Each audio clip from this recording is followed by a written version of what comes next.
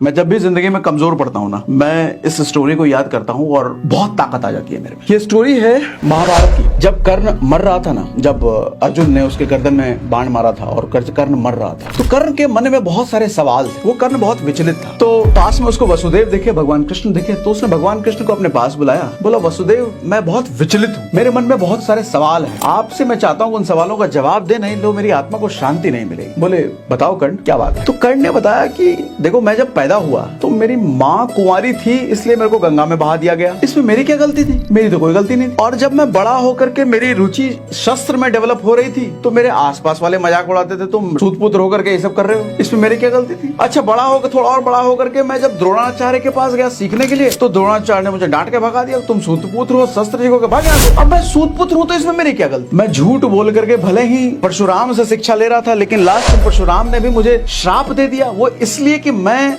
उनके दर्द को, उनकी नींद ना खुल जाए, इसलिए मैं सारा दर्द खुद सह रहा था। अब मैं गुरु को तकलीफ नहीं देना चाहता, तो इसमें मेरी क्या गलती? और इतना ही नहीं, जब मैं शब्द भेदी बाण का प्रैक्टिस कर रहा था, तो गलती से मेरा बाण एक बछड़े को लग गया था, और बछड़े के मालिक के पास जाकर के मैंने विनती करी, हाथ जोड़ा कि गलती से लग गया है, मैंने नहीं देखा, मुझे माफ कर दो। फिर भी उस बछड़े के मालिक ने मुझे श्राप दे दिया, इसमें मेरी क्या गलती है? और इतना ही नहीं, जब स्वयंवर भी हो रहा द्रौपदी का, तो वहां भी सभी लोगों ने मुझे शूद्रपुत्र कहकर के मजाक उड़ाया। माँ कुंती मुझे अपने बेटे होने का रहस्य उन्होंने तब बताया जब उन्हें डर था कि मैं उनके बेटे को मार ना दूं। पूरी जिंदगी भगवान, अगर मुझे किसी से प्रेम मिला है, किसी से सम्मान मिला है, वो सिर्फ दुर्योधन से मिला है। और अगर दुर्योधन का साथ मैंने दिया, तो मैंने क्या गलती करी? तो कृष्ण क्या कहते हैं, ध्यान से सुनिएगा आप। तो कृष्ण कहते हैं, मेरा जन्म कारागार में हुआ था। मेरे जन्म से पहले मौत मेरा इंतजार कर रही थी, कंस के रूप में। मेरे पैदा होते ही मुझे अपने माँ बाप से अलग कर दिया गया।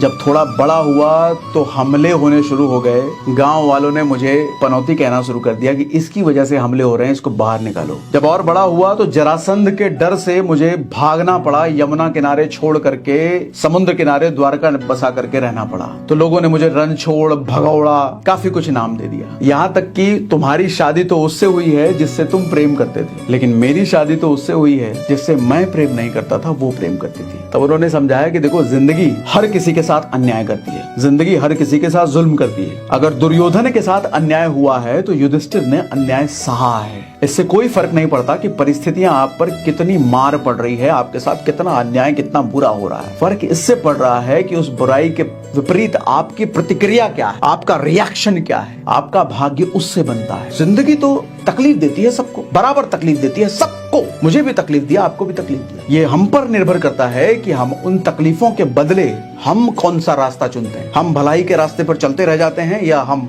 अधर्म का रास्ता चुनते हैं। जब जब कोई अधर्म का रास्ता चुनेगा तो उसका हालत वही होगा जो तुम्हारा हुआ। मुझे लगता है हम सब में कर्ण वाली शक्ति है सर, लेकिन हम घबरा करके ना अपने रास्ते बदलते रह जाते हैं, कभी इस रास्ते, कभी उस रास्ते, कभी उस रास्ते। विचलित, परेशान है हम, शक्ति सब में है। कृष्ण वही समझाना चाह रहे हैं कि आपकी प्रतिक्रिया आपकी जिंदगी बनाती है। विपरीत परिस्थितियां तो सभी के साथ है। हर किसी को लगता है कि उसकी समस्या सबसे बड़ी है दुनिया में। वो कहते हैं कि दुनिया में ऐसा कोई आदमी नहीं है जिसको ये लगे कि उसकी समस्या दूसरों से छोटी है। हर किसी को यही लगता है कि उसकी समस्या सबसे बड़ी है, लेकिन इसी बीच तो वो तय करता है कि उसे करना क्या है, और वही उसकी जिंदगी बनाती है, वही उसका भाग्य बनाता है।